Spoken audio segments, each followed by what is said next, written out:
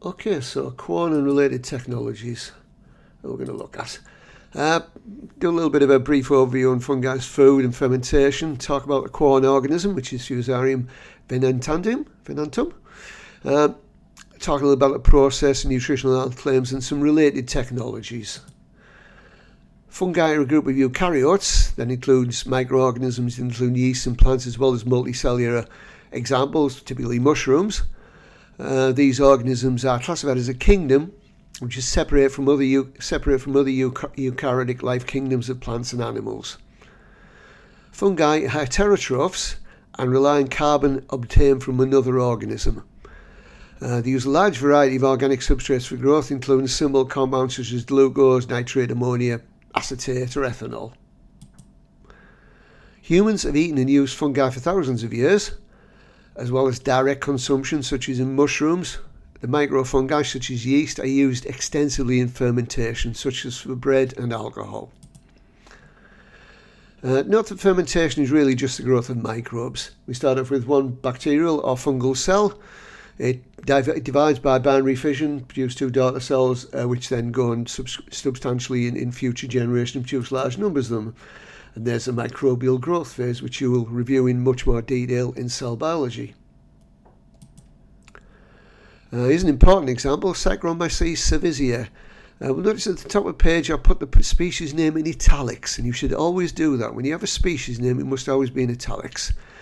Anyway, this is a species of yeast that is widely used in winemaking, baking and brewing since ancient times, certainly many thousands, probably tens of thousands of years, maybe even longer. It is believed to have been originally isolated from the skin of grapes. If you look at the thin white film in the skins of some dark coloured fruits such as plums and grapes, it largely consists of this organism. The same organism is used in both brewing and baking, in both cases reacting with sugars to produce ethanol and CO2. Of course, the alcohol is lost during the baking process. Produce a range of products, one of which you may not think of as a microbial product, but is one. It's a yeast extract, and that's Marmite and related products. The method for making yeast extracts from Marmite, like Marmite on commercial scale, is to add salt to a suspension of the yeast, which certainly used to be obtained as surplus from the scum that used to form on the top of beer when it was being brewed. So you get the yeast, you get the suspension of the yeast, you add some salt to it, and that makes a solution hypertonic, which results in the cell shriveling. This causes autolysis, during which the yeast self-destructs and dies, basically. The dying yeast cells are then heated to complete their breakdown. Since they have thick cell walls that would detract from the smoothness of the end product, the husks are sieved out. We note that a hypertonic solution is one that contains more dissolved particles, such as salt and other electrolytes, than is found in normal cells. Another example of fermentation. The large-scale airlift ferment is used to grow the Quorn organism. It says organisation in the notes, that's organism, at Billingham. The biomass produced is further processed at the company's Stokesley facility. Okay, Fusarium venenatum, A/A/35. This filamentous fungus is used commercially to produce a high-protein product for human consumption known as Quorn. It was first discovered grown in soil in Buckingham in 1967 by ICI as part of an effort during the 1960s to find alternative sources of food to fill the expected looming protein gap caused by the growing world population. It was originally misidentified as Fusarium graminearum, but subsequent genetic evidence has said it's the venenatum. Although it's a single-celled organism, which typically forms filaments. It's anaerobic, it is aerobic, so needs oxygen for growth. It has been demonstrated to be non-pathogenic. It's gone through a lot of safety testing and has been designated as generally assumed to be safe for human consumption in the United States, European Union, and various other multinational organisations. Some of the general characteristics of single-cell production which map well onto sustainability goals and objectives. Yes, so the original designation A35 was formally replaced by the term mycoprotein, myco being from the ancient Greek for fungi.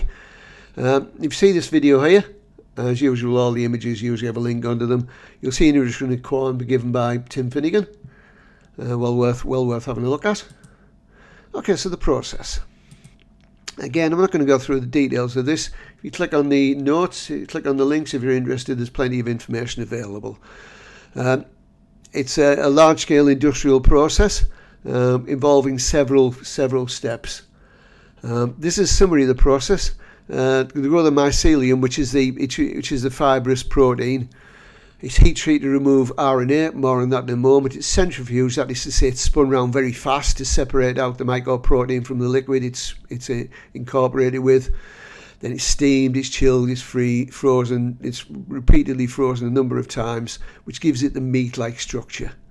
So there's an image there of the fact that we got soya at the top, we got poultry in the middle, and we got corn at the bottom. And micrographically, in texture terms, corn is closer to the poultry than the soya is, so it is more of a meat-like texture. Okay, so here's an activity to do before the session. Review Moore et al., which is a link on the previous page and also here. Plain language means you should avoid using technical phraseology. Think universal design for learning. Okay, so please do that before next week.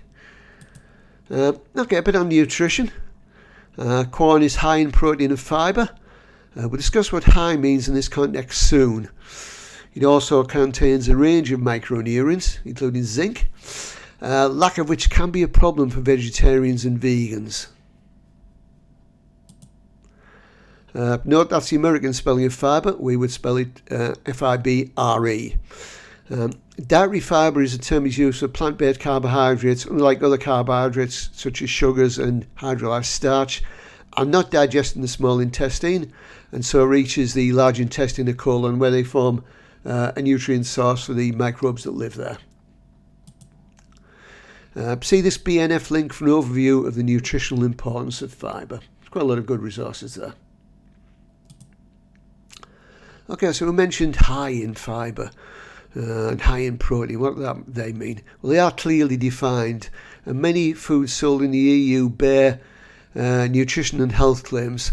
They suggest a food has beneficial nutritional properties such as low fat and no added sugar or high fibre, and corn meets a number of such claims.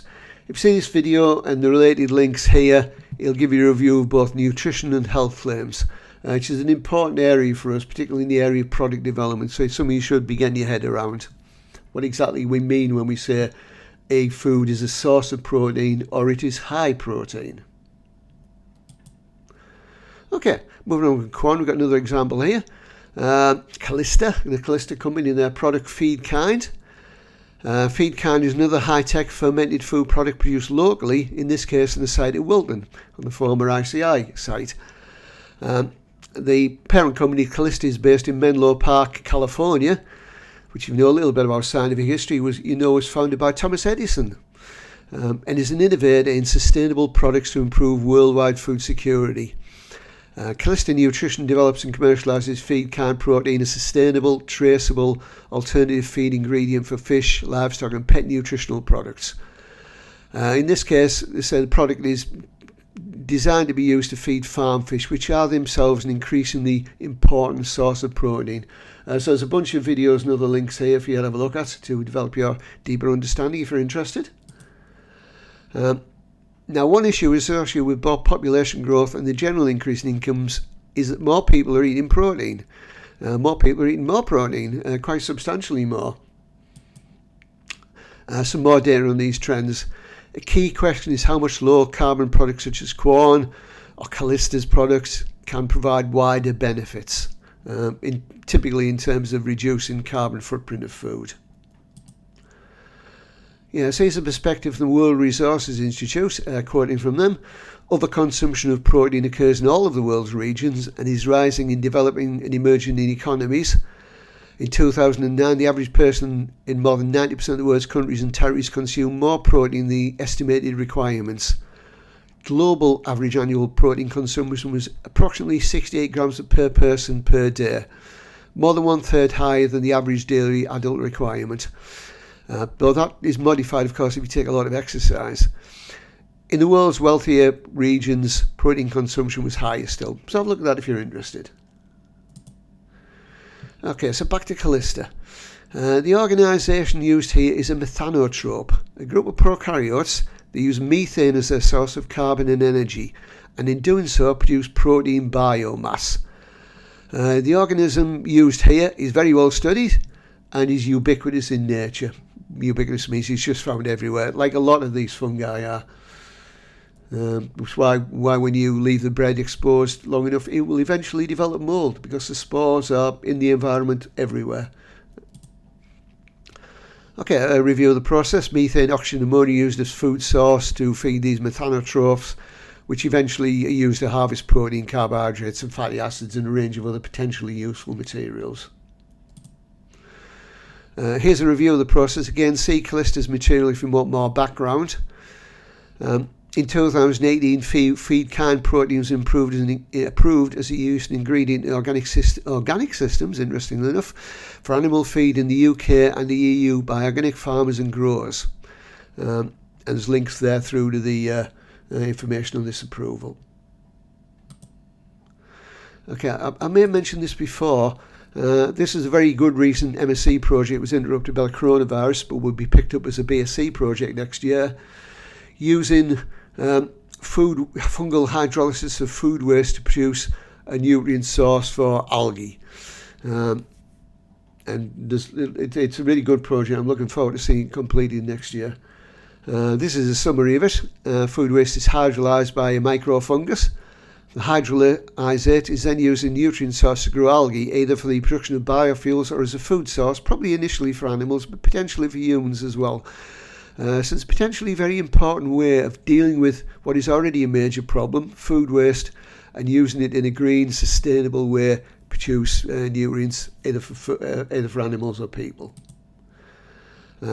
There's quite a few links here, so there's links linked in there, and there's links in the notes to various Science Direct articles. And this is just a summary of the process. We take food waste, we hydrolyse it. We take the hydrolysate, we use it to grow algae, and then we can use it for food and biofuels, etc.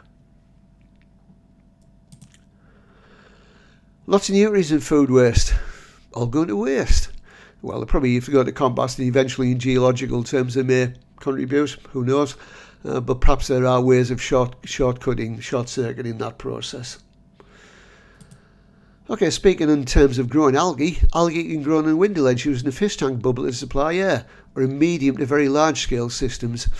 See the various links here for more background, and they're quite interesting. It's one of the things I want to have a look at, is growing algae on small scales, or perhaps larger scales, maybe, who knows, very large scales eventually.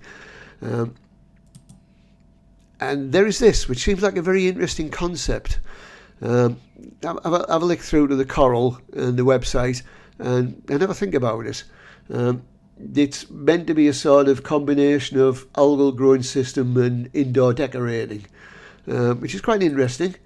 There's limited information on the website, so it may be worthwhile having a think about it. How could we do this? Maybe contact the organisation, maybe think about how we could do this practically.